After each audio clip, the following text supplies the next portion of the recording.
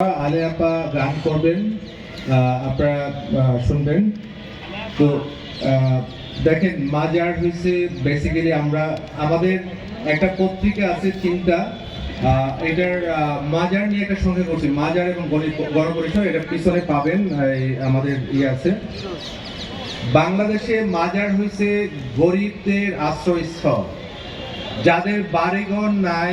আপনারা যদি শাহ আলী মাজারে যান, যাদের থাকার জায়গা নাই, যারা মানসিকভাবে একটু সমস্যাগ্রস্ত, যারা পরিবারে ঠাঁই পায় না অনেকে, তারা মাজারে থাকে, একবেলা খাবার ওইখানে জোগাড় হয়। তো এরকম একটা গরিবের আশ্রয়স্থল আজকে আক্রমণের শিকার হচ্ছে। কেন বলতেছে? ওইখানে গাঁজা খায়। আপনারা শেরাটন হোটেল বা সোনারগাঁয়ে আক্রমণ করছেন, যারা আপত্তি করতেছেন গাঁজার জন্য, যে ওইখানে যে নেশা হয় সেটার ব্যাপারে আপনারা কি হামলা করছেন? আপনাদের সেই সাহস আছে?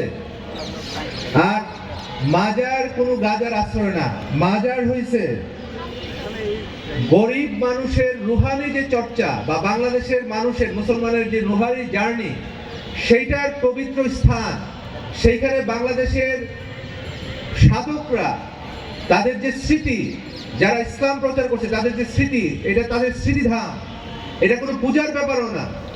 মাজারগুলি হচ্ছে আমাদের এখানকার। আপনারা যেমন কাজী নজরুল ইসলামের মাজার এখানে দেখেন না, আপনি চার নেতার মাজার দেখেন না, এগুলা কি?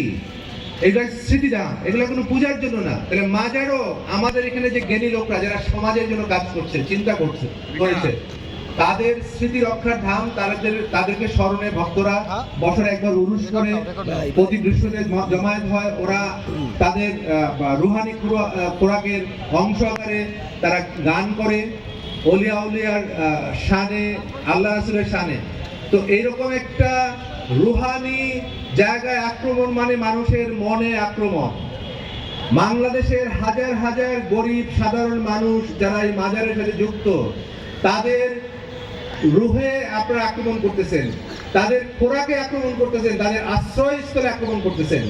আপনারা একটু ভেবে দেখেন, মাজারকে আপনারা যেভাবে ক্যাম্পেইন করেন ইসলাম বিরোধী আকারে, গাঁজাখোরের আকারে, মাজার এটা না। মাজার, বাংলাদেশে গাঁজার ব্যবসা করে কারা? যারা ক্ষমতাবান এবং এই প্রশাসনের সাথে যে যুক্ত, যারা মন্ত্রী মিনিস্টার, আপনারা দেখছেন গত 15 বছর সমস্ত এই গাঁজা এবং নেশার ব্যবসার সাথে আমাদের রাজনৈতিক নেতা এবং প্রশাসন যুক্ত ছিল।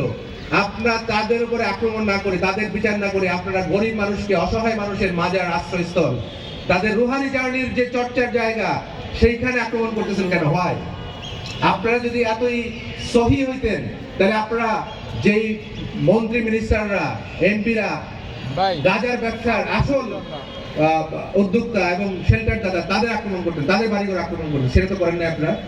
তার মানে কি আপনি মুনাফিকি করতেছেন? আপনারা যেটা বলতেছেন সেটা আসলে সত্য না, আপনার উদ্দেশ্য অন্য। আমি এই মুহূর্তে